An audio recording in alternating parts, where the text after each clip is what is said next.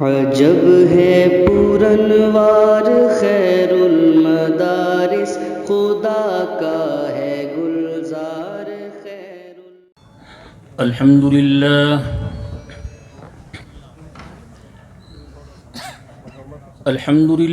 نحمده ونستعینه ونستغفره ونؤمن به ونتوکل علیہ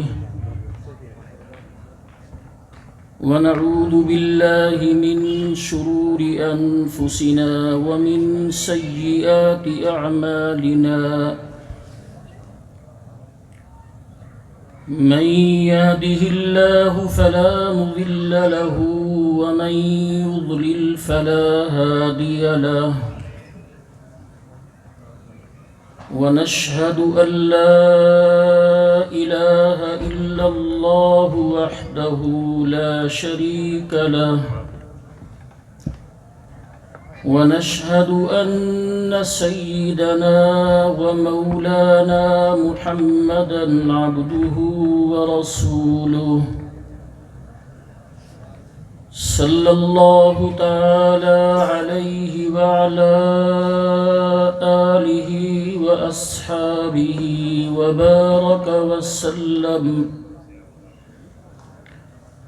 أما بعد فقد قال الله تبارك وتعالى في كلامه المجيد والفرقان الحميد: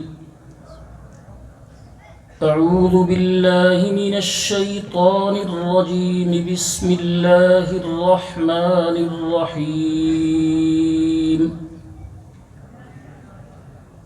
لقد جاءكم رسول من أنفسكم عزيز عليه ما عنتم حريص عليكم بالمؤمنين رؤوف رحيم.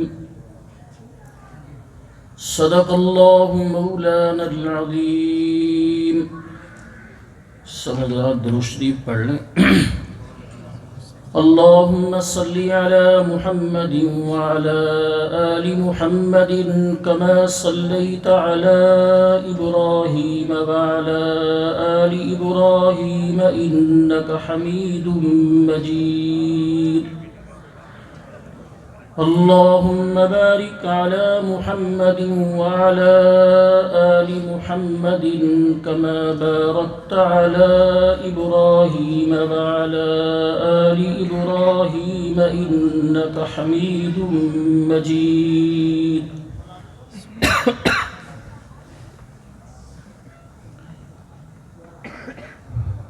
محترم دوستو اور بزرگوں،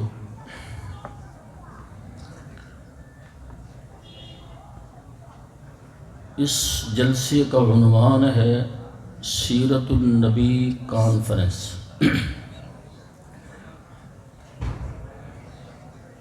آپ حضرات اپنی مصروفیات اور اپنے آرام کو ترک کر کے یہاں تشریف لائے،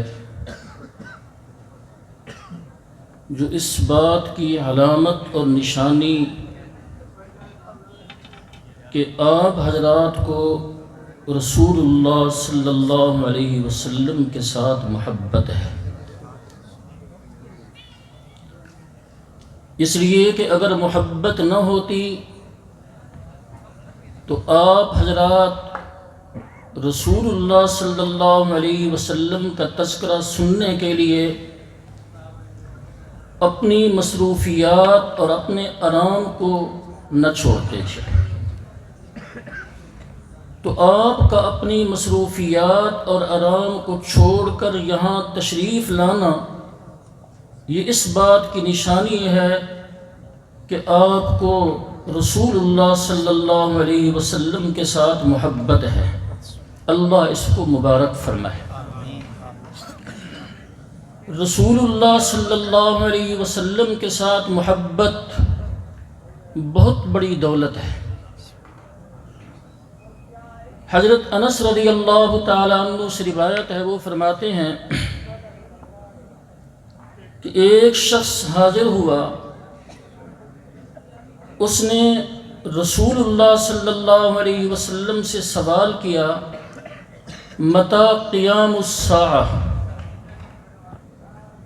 قیامت قائم کب ہوگی؟ تو رسول اللہ صلی اللہ علیہ وسلم نماز کے لیے تیار کھڑے تھے۔ آپ صلی اللہ علیہ وسلم نے اس کی بات کا جواب نہ دیا۔ جب آپ صلی اللہ علیہ وسلم نے نماز پڑھ لی، نماز سے فارغ ہوئے، تو آپ نے پوچھا کہ این السائل عن قیام الساعہ، کہ جو شخص یہ سوال کر رہا تھا، پوچھ رہا تھا کہ قیامت قائم کب ہوگی، وہ کہاں ہے؟ اس نے عرض کی انا یا رسول اللہ صلی اللہ علیہ وسلم، کہ میں ہوں وہ، میں سوال کر رہا تھا، میں یہ پوچھ رہا تھا کہ قیامت قائم کب ہوگی۔ تو آپ صلی اللہ علیہ وسلم نے اس سے سوال کیا کہ ما اعددت لہا، کہ تو جو پوچھ رہا ہے کہ قیامت قائم کب ہوگی، تیری اس کے لیے تیاری کیا ہے؟ تو جو سوال کر رہا ہے کہ قیامت قائم کب ہوگی، تیری اس کے لیے تیاری کیا ہے؟ تو اس نے عرض کی اے اللہ کے رسول صلی اللہ علیہ وسلم، فریض کے علاوہ کوئی زیادہ نوافل تو میرے پاس نہیں، الا انی احب اللہ ورسولہ، لیکن اتنی بات ہے کہ مجھے اللہ سے محبت ہے اور اللہ کے رسول صلی اللہ علیہ وسلم سے مجھے محبت ہے۔ تو فریض کے علاوہ زیادہ نوافل نہیں ہیں، لیکن مجھے اللہ سے بھی محبت ہے اور اللہ کے رسول سے بھی محبت ہے۔ تو رسول اللہ صلی اللہ علیہ وسلم نے اس پر فرمایا المرء مع من احب وانت مع من احببت، میں کل قیامت کے دن ہر آدمی اسی کے ساتھ ہوگا کہ جس کے ساتھ اسے محبت ہے، اور فرمایا تو بھی اسی کے ساتھ ہوگا جس کے ساتھ تجھے محبت ہے۔ اب جب رسول اللہ صلی اللہ علیہ وسلم نے یہ فرمایا کہ قیامت کے دن ہر آدمی اسی کے ساتھ ہوگا جس کے ساتھ اسے محبت، اور تو بھی اسی کے ساتھ ہوگا جس کے ساتھ تجھے محبت، حضرت انس کا بیان ہے، حضرت انس رضی اللہ تعالی عنہ فرماتے ہیں ما رأيت فرح المسلمون بعد الاسلام فرحهم بهذا،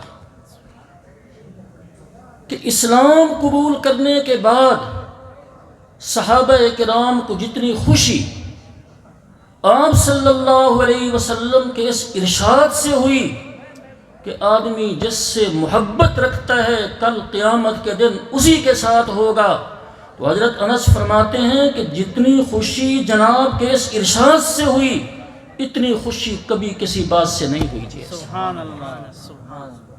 اس لیے کہ ان کو رسول اللہ صلی اللہ علیہ وسلم کے ساتھ سچی محبت تھی، تو جب آپ نے یہ فرمایا کہ آدمی جس سے محبت رکھتا ہے کل قیامت کے دن اسی کے ساتھ ہوگا، ان کو تسلی ہو گئی کہ کل قیامت کے دن آپ کے ساتھ ہوں گے۔ سبحان اللہ۔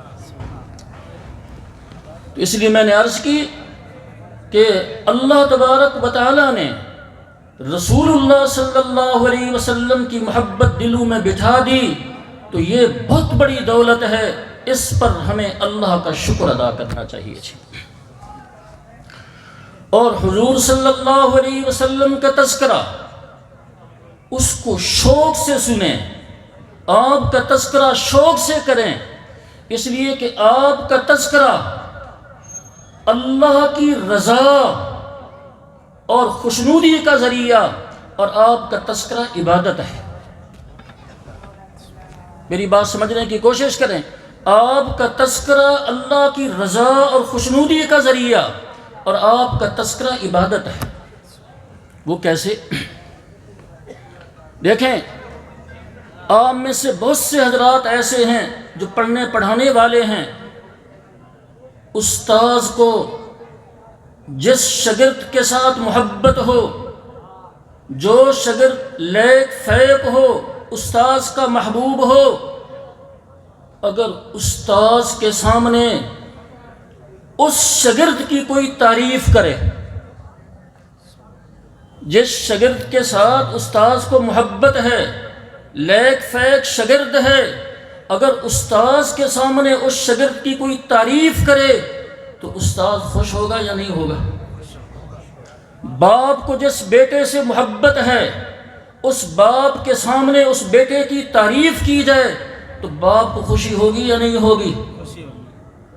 تو جس طرح استاذ کے سامنے اس کے لیک فیق شاگرد کی تعریف کی جائے، استاد کو جس سے محبت ہے اس کی تعریف کی جائے استاذ کے سامنے تو استاذ اگر سمجھ آ رہی بات تو جواب دو، استاذ خوش ہوگا یا نہیں ہوگا؟ والد کو جس بیٹے سے محبت ہے تو والد کے سامنے اس بیٹے کی تعریف کی جائے، اس کے فضائل و مناقب کا تذکرہ کیا جائے تو باپ کو خوشی ہوگی یا نہیں ہوگی؟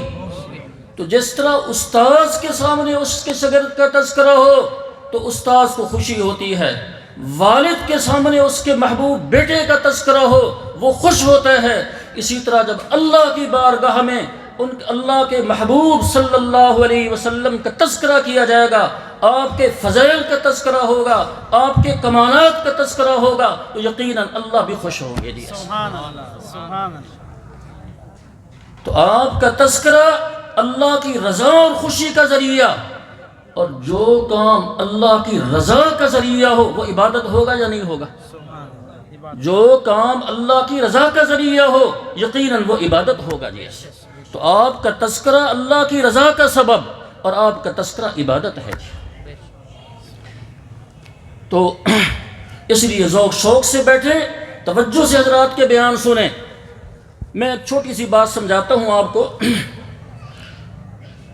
کہ رسول اللہ صلی اللہ علیہ وسلم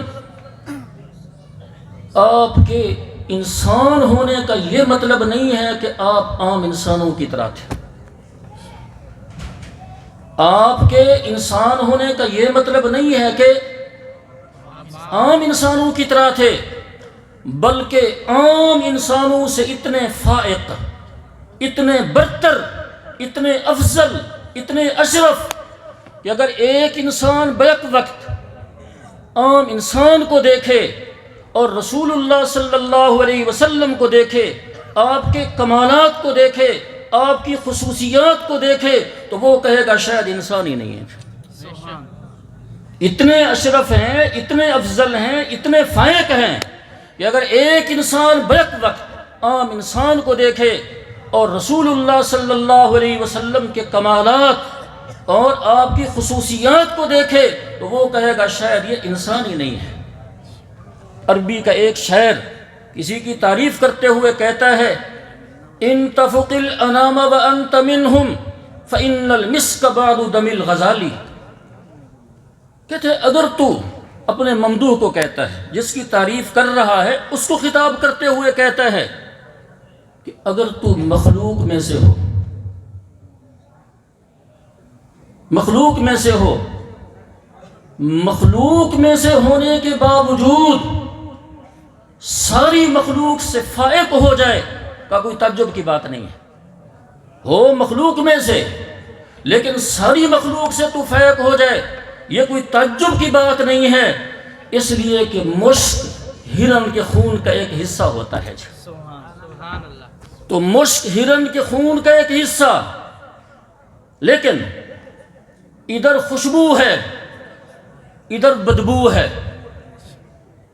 مشک میں خوشبو ہے اور باقی خون میں بدبو ہے۔ مشک پاک ہے باقی خون ناپاک ہے۔ اگر ایک انسان بیک وقت مشک کو دیکھے، ہرن کے باقی خون کو دیکھے تو وہ کہے گا شاید مشک ہرن کے خون کا حصہ ہی نہیں ہے۔ جیسے سبحان اللہ، سبحان اللہ۔ اس لیے کہ ادھر خوشبو ہے ادھر بدبو ہے، اور یہ پاک ہے یہ ناپاک ہے۔ تو اگر ایک انسان بیک وقت مشک کو دیکھے، ہرن کے باقی خون کو دیکھے، تو وہ کہے گا شاید مشک ہرن کے خون کا حصہ ہی نہیں ہے۔ تو اسی طرح رسول اللہ صلی اللہ علیہ وسلم انسان تھے مگر عام انسانوں کی طرح نہیں تھے۔ آپ کا مقام تو بہت ہی اونچا، آپ کی ازواج مطہرات، قرآن تو ان کے متعلق کہہ رہا ہے یا نساء النبی لستن کاحد من النساء، کہ اے نبی کی بیویو تم عام عورتوں کی طرح نہیں ہو، تم عام عورتوں کی طرح نہیں ہو۔ تو نبی کی بیویاں عورتیں مگر عام عورتوں کی طرح نہیں، جیسے مشک ہرن کے خون کا حصہ لیکن باقی خون کی طرح نہیں ہے۔ اور آپ صلی اللہ علیہ وسلم کی ازواج مطہرات ہم سب کی میں عورتیں لیکن عام عورتوں کی طرح نہیں۔ اسی طرح رسول اللہ صلی اللہ علیہ وسلم انسان مگر عام انسانوں کی طرح نہیں ہے۔ جی سبحان اللہ، سبحان اللہ۔ دیکھیں مجھے بھی پسینہ آتا ہے، آپ کو بھی پسینہ آتا ہے، اپنے پسینے سے نفرت ہوتی ہے، ہوتا ہے یا نہیں ہوتا؟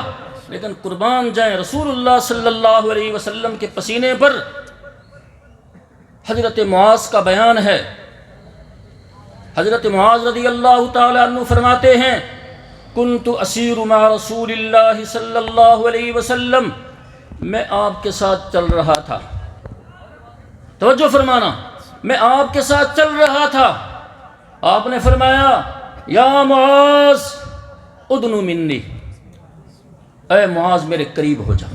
سبحان اللہ۔ حضرت معاذ کہتے ہیں فدنوت منہ، میں جناب کے قریب ہوا، میں جناب کے قریب ہوا۔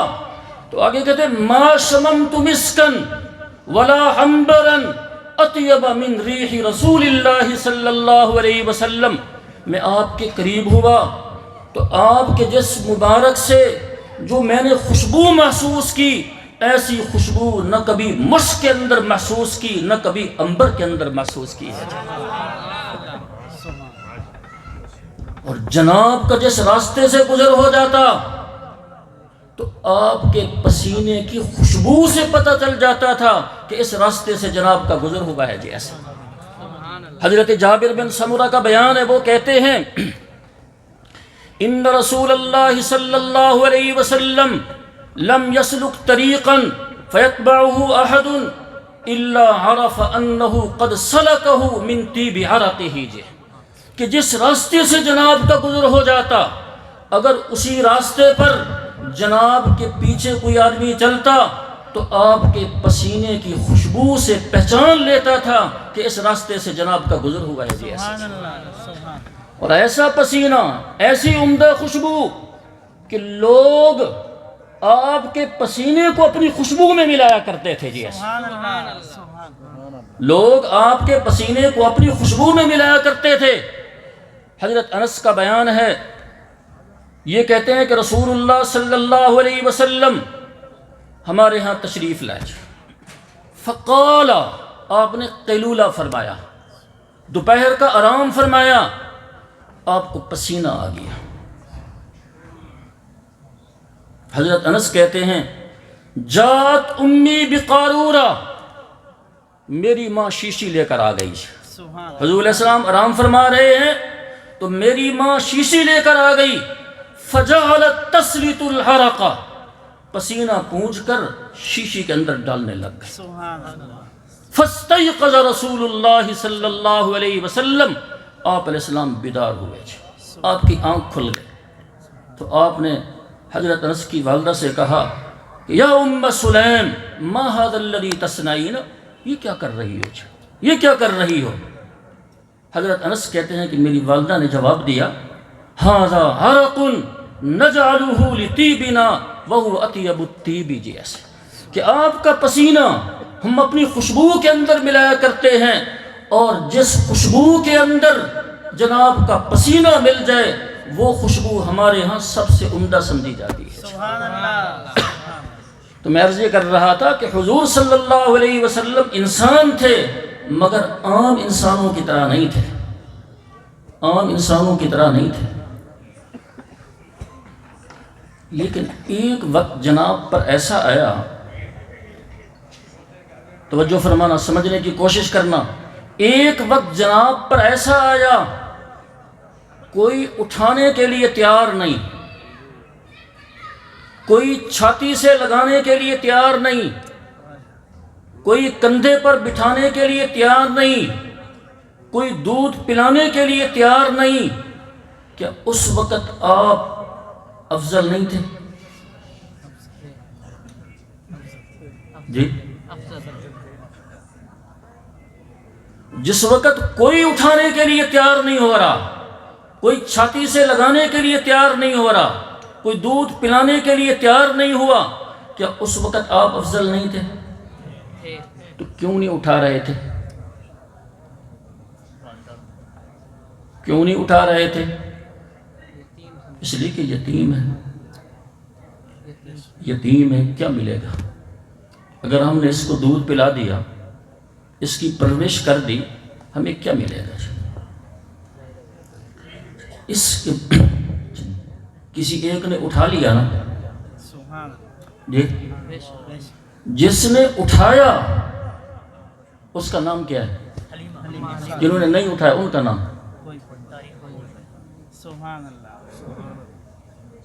جس نے اٹھایا اس کا نام بچہ بچہ جانتا ہے، اور جنہوں نے نہیں اٹھایا ان کو کوئی نہیں جانتا، کوئی نہیں جانتا۔ اچھا، جنہوں نے نہیں اٹھایا وہ بعد میں پچھتا ہے یا نہیں پچھتا ہے؟ جی، تو کوئی اٹھانے کے لیے تیار نہیں ہے، اس لیے کہ دنیا ملنے کی توقع نہیں۔ تو اللہ تبارک و تعالیٰ نے اپنے محبوب کو ان سے بچانے کے لیے کہ جن کے دلوں میں دنیا کی عظمت تھی، ان سے بچانے کے لیے اپنے محبوب پر یتیمی کا پردہ ڈال دیا۔ سبحان اللہ۔ جن کے دلوں میں دنیا کی عظمت، ان سے محفوظ رکھنے کے لیے، ان سے بچانے کے لیے اپنے محبوب پر یتیمی کا پردہ ڈال دیا۔ اسی طرح قرآن کریم، چونکہ مدرسے کا پروگرام ہے، میں یہ بات سمجھانا چاہتا ہوں، قرآن کریم ایک عظیم دولت ہے۔ تو اللہ نے اس کو ان سے بچانے کے لیے جن کے دلوں میں دنیا کی عظمت ہے، اس پر مسکینی کا پردہ ڈال دیا ہے۔ مسکینی کا پردہ ڈال دیا جی۔ اب جیسے وہاں جنہوں نے نہیں اٹھایا پچھتا ہے یا نہیں پچھتا ہے، اور جنہوں نے اٹھا لیا ان کے تو مزے ہو گئے۔ تو یہاں بھی جو آج قرآن سے اعراض کر رہے ہیں یہ پچھتائیں گے، اور جو قرآن کو سینے سے لگا رہے ہیں، سینے میں جگہ، قرآن کریم کو سینے میں جگہ دے رہے ہیں، وہ حضرت حلیمہ کی طرح خوش ہوں گے انشاءاللہ۔ بس میں آخری بات، جو کچھ سینے میں لے رہے ہیں یہی جنت ہے۔ سبحان اللہ۔ ایک روایت کے اندر آتا ہے، کل آیت فی القرآن ہی درجۃ فی الجنت، قرآن کی ہر آیت جنت کا باب ہے جی۔ سبحان اللہ۔ تو جس بچے کے سینے میں، جس مسلمان کے سینے میں قرآن کریم کی ایک آیت محفوظ ہے، اس کے سینے میں جنت کا ایک باغ محفوظ ہے۔ سبحان اللہ۔ جس کے سینے میں 2 آیتیں ہیں، اس کے سینے میں جنت کے 2 باغ محفوظ ہیں۔ تورات، انجیل، زبور پر ایمان رکھنے والے مرنے کے بعد جس جنت میں داخلے کی امید رکھتے ہیں، ایک مومن مسلمان نے اور مومن مسلمان کے بچے نے اس جنت کو آج ہی اپنے سینے کے اندر محفوظ کیا ہوا ہے۔ اللہ تبارک و تعالی ان اداروں کے ساتھ تعلق رکھنے کی توفیق۔ عجب ہے پورنوار